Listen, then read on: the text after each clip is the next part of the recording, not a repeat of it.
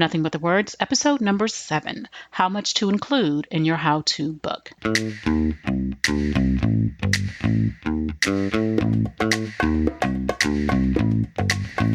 Welcome to Nothing But the Words, the podcast that gives you everything you need to know to write a phenomenal book. Now here's your host, your author coach, Candace L. Davis. Hey there, and welcome to Nothing But the Words. I'm your author coach, Candace L. Davis. In this episode, I want to talk about how much of your process you should include in your how-to book. Many coaches, consultants, and speakers write books about their areas of expertise, but they have one underlying fear. They are hesitant to give away all their secrets. They're afraid that if they put the entire process in the book, they'll be giving away too much. No one will want to buy from them anymore. Other people will steal their secrets, and there'll be nothing left for them to sell. I'm here to tell you that nothing could be further from the truth.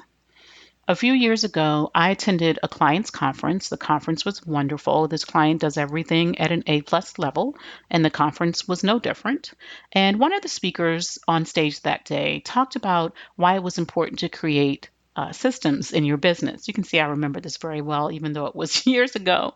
Even though she gave away a digital copy of her book, I bought a paperback copy, one, because I really like to support authors.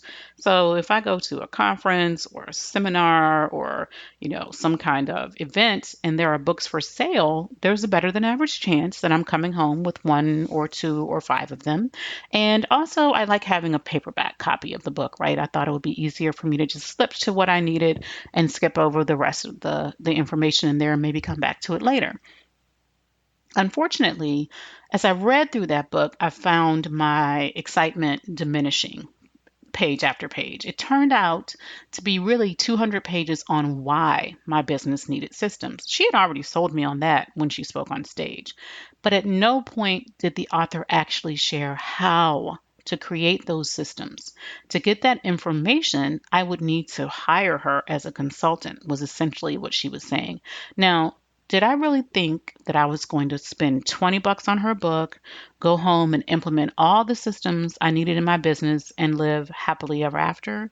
Absolutely not. I'm not highly skilled with technology. I don't particularly enjoy learning new tech, but I should have had that option. She should have included in that book everything I needed to do to implement all of those systems in my business if I were the kind of self-starter who could just take the book and implement it. In my reality, I would have happily taken a course from her. I would have signed up for a coaching program or brought her on as a consultant for my business. I wanted someone I could trust to help me get it done. But her book was such a disappointment because she promised me she was going to teach me how to create those systems. And it left me with no trust in her ability to deliver what she promised. And from that day forward, I was very clear that regardless of where I saw her in the future, I wouldn't hire her. It just cost that trust factor with me. So how much of your process do you need to include in your how-to book? Well, let's take the example of a cookbook. If you're a chef, you probably have hundreds of recipes at your fingertips.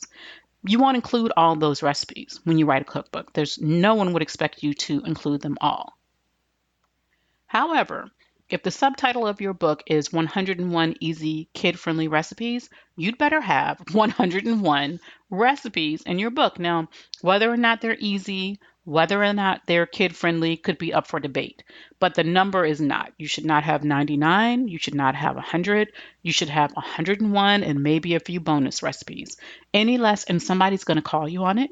It's going to cost you your readers' trust. It's going to cost you Amazon reviews. It's going to cost you word of mouth. It's going to cost you sales. In some ways, it will cost you your reputation. If you leave out an ingredient or a step from some of those recipes, once again, you'll let your readers down. Instead of connecting with them and making them want more for you, you will send them looking elsewhere for what you failed to deliver. You must fulfill your promise to the reader. And sometimes that promise is made in the title of your book. Sometimes it's made in the subtitle. Sometimes it's made in the description on the back of the book. In the best case, it's made in all of those places. At the very least, it should be made in 2 out of 3 of those places. Your reader wants to know, what am I getting out of this? Especially with the how-to book, what am I going to learn how to do? So once you make that promise, you have to fulfill it. So if you promise to show your reader how to develop a daily meditation practice, how to fix a car engine, how to lose weight without ever being hungry, how to have a happier marriage, you darn well better have all the steps in there. You cannot leave out any essential steps just because you're afraid that people won't want to work with you. I'm telling you to give your readers the entire process from beginning to end. So how does that feel when you hear that? How does it feel to think about putting your entire process in a book that people may only pay $20 for when they pay $2,000 for your one-on-one services? A lot of my clients panic when I say you've got to put the whole thing in there. They're afraid that if they put the whole process in the book, no one will hire them, no one will take their courses, no one will join their programs, no one will book them for speaking engagements because the entire process is in a book. But nothing could be further from the truth. Putting your entire process in the book shows that you have integrity. First of all, it shows that you have the integrity to do what you say you're going to do, which is teach me how to do this thing. But think about it this way. How many times have you read a how-to book and actually gotten the results you wanted just from following the directions in a book? The reality is that most people who buy a book, even with the best intentions, they may have the absolute best intentions when they purchase that book, never read more than the first 30% of it. So they certainly don't get the results of the entire book because they don't read the entire book. But they will notice if you've left out the process. I can promise you that. They will notice that it's not going where it's supposed to be going. So how many times have you read a how-to book and wished that you could connect with the author? That you had someone you could ask questions about the process, someone who could give you feedback on how you were implementing the process, someone who could just visibly show you how to do it. That's what happens when you write a book that includes the full process. People turn to you, not away from you. They don't feel like they don't need you. They feel like they need you more, and they feel like they can trust you. How many times have you read a how-to book and then Googled that author or looked for their YouTube page so you could see if they had any videos, or followed them on social media so you could find out more about them? That's what people do when they trust you based on the fact that you've given it all in your book. Most people who read a how-to book do not successfully implement the process on their own. They just don't. They just don't. If you think about it, that's why many people will buy 10 different books on the same subject. They may even read all of them, but it can be scary to try to implement the process on your own. Often they lack the confidence, or they're overwhelmed, particularly if you have a complicated process, something with a lot of moving parts. They could be overwhelmed by the process, or they may just have trouble getting started. Some percentage of those people will care enough about getting results that they will be happy to pay you. They'll be happy to pay you to teach them, or to coach them along the way, or to provide some kind of software or journal or workbook that they can pay you for. Even though your whole process is in the book, they'll be happy to pay you for more, because once they've seen that you know what you're talking about, because you've got that whole process in there, because you've started giving them real information right from the beginning, once they've seen that, they will trust you more and be much more likely to want to pay for your other products and services. And if you're writing your book because you do want to lead people to your products and services, or to get them to hire you as a speaker, you do have to prove that you're an expert. You do that by giving them the entire process. Now, it may not be the entire process for your premium service. It may not be the entire process for, everything that you do, or it might be, but whatever you promise to teach the reader how to do, you have to do it in full.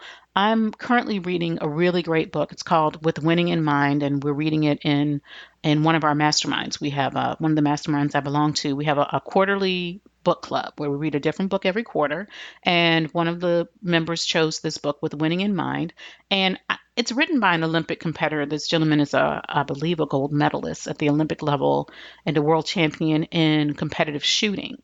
And I'm not a particularly competitive person. I'm definitely not someone who's well-versed in sports, not by a long shot. But this book is amazing. It's so excellent. He's taken what he has learned from becoming a world champion, how he learned to manage his mind essentially, and given us steps to apply it in different areas of our life. So you could really take his process and apply it to business. You could apply it to sales. You could apply it to writing a book. You could apply it to almost anything you want to do. You could apply it to speaking, and he gives you some examples throughout the book. But what he does tell you is that he has advanced techniques that don't make it in the book. So he's giving you the entire process. I'm applying his process. I don't feel like I'm missing a single thing.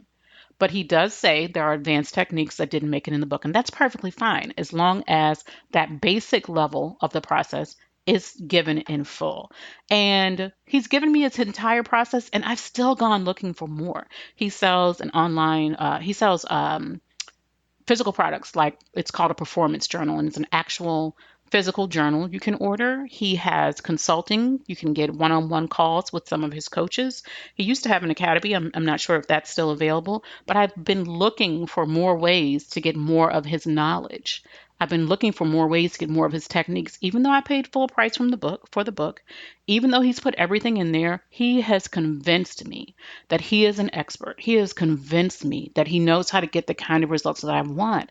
And the way that he convinced me was by putting it all in his book. Not the advanced techniques, because he didn't want to include those, but he put everything else in there so that I know I can handle this level one just by doing everything that's in his book. And frankly, I may never need those advanced techniques. I'm not going to the Olympics. It ain't happening. So I may be able to get the results I want just by applying what's in that book. And I actually believe that I can. Incredibly well written book, lots of good storytelling, but the entire process is in there. He does tell you why you need it, but he also tells you how. And that's how you get your readers to trust you rather. You have to tell them what the process will help them do, why it will benefit them, and how to implement that process step by step. Now, yes, you can, and just as this author did, you probably should reference your other products and services. Without overdoing it, you can even link to those things in the digital versions of your book and include the URLs in the print versions. But those things should be a bonus to your book. They should be supplemental material. They should not be things, if you're sending people away from the book to a website or to any other location to get more content and more information, it should be supplemental to the book. If you promise the reader something, that you're going to teach her something, teach it in full between the covers and on the pages of the book, and let anything else be extra. Because as a reader, if I have to go to your website to get the kind of information that should be included in the book, I will be irritated. Imagine if you're in the middle of baking a cake and it says to find out what temperature to preheat the oven to, go to my website. No, thank you. That's not what you want. You want it all right there at your fingertips. Withholding essential information either makes you look like a scammer, like you're trying to trick people into giving you more money for what they should have gotten when they paid for your book, or it makes you look like you don't really know what you're talking about.